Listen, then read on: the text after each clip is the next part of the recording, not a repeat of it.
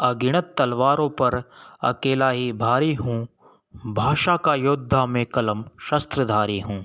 यह मत समझो कोई शब्दों का छल हूँ मैं, जीवन के कड़वे अध्यायों का हल हूँ मैं। निर्बल असहायों का गहराता बल हूँ मैं, मानस को निर्मल करने वाला जल हूँ मैं।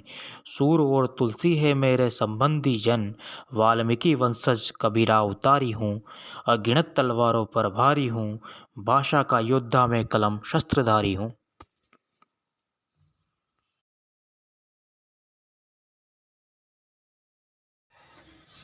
सिंध से हिंद हुए और हिंद से हिंदवी, और जहाँ बोली गई यह भाषा वो हो गए हिंदुस्तानी। तो आप सभी को हिंदी दिवस की हार्दिक शुभकामनाएं। हिंदी दिवस के इस अवसर पर मैं माँ हिंदी की इस अक्षौहिणी सेना का एक छोटा सा सैनिक आप सभी को प्रणाम करता हूँ। तो किसी भी भाषा की उन्नति के लिए, फिर चाहे वो संस्कृत भाषा हो जो हिंदी की माँ रही है और अत्यधिक वैज्ञानिक भाषा है, और हिंदी की भी अपनी एक महनीय परंपरा रही है। जयशंकर प्रसाद से लेकर फणीश्वर नाथ रेणु ले लो, छायावाद की एक अद्भुत कवियत्री महादेवी वर्मा, गाँव की गलियों से संसद तक की आवाज़ को लिखने वाले दिनकर, तो एक महनीय और एक बड़ी परंपरा रही है हिंदी की भी।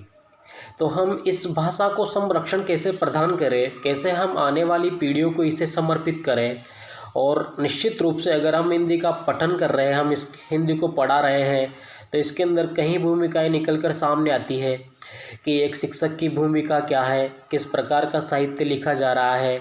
और वैश्वीकरण के इस युग में और आर्थिक युग में किसी भी भाषा को संरक्षण प्रदान करने के लिए एक बहुत बड़ी चुनौती होती है, क्योंकि इस युग में, आर्थिक युग के अंदर, कि सब बातों के पीछे एक स्वार्थ होता है कि अगर हम हिंदी का पाठन कर रहे हैं, उसका पाठन करवा रहे हैं, तो उसमें अपना पीछे हित क्या है, लोग उसको किस रूप में स्वीकार करेंगे, उसका फ़ायदे क्या क्या है, हम किस प्रकार का साहित्य लिखें जो लोग उसको पसंद करें।